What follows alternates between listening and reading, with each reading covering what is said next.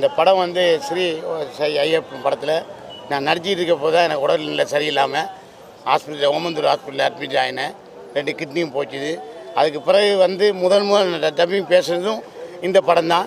இன்றைக்கி நான் 5 நாள் பெட்டில் இருந்துட்டு இந்த படத்துக்காக தான், இந்த பேட்டிக்காக தான் இன்றைக்கி காலையில் ரிச்சார்ஜியை வந்திருக்கேன். இதை முடிச்சுட்டு போகணும் திரும்பவும். இந்த படம் ஒரு தரமான படம். உண்மையாக ஐயப்ப பக்தருக்கு இது கொடுப்பனவு, இதை பார்க்குறதுக்கு கொடுத்து வைக்கணும். பெண்கள் போகக்கூடாதுன்றதுக்கு காரணம் தகுந்த மாதிரி சொல்லியிருக்காங்க. நிறைய பேர் தேவையில்லாமல் சண்டை போட்டாங்க, பெண்கள்லாம் கோச்சிக்கிட்டாங்க. அதுக்கு தகுந்த காரணத்தை இந்த படத்தில் காட்டியிருக்காங்க. மியூசிக் பிரம்மாண்டமாக போட்டிருக்கார். அதே மாதிரி 67 ப்ரொடியூசர்லாம் ஒன்று சேர்ந்து உருவாக்கியிருக்க இந்த படத்தை இயக்குனர் எவ்வளோ சிரமப்பட்டிருப்பார், எவ்வளோ ஒற்றுமையாக இந்த படத்தை இயக்கியிருக்கேன்னு பாருங்கள்.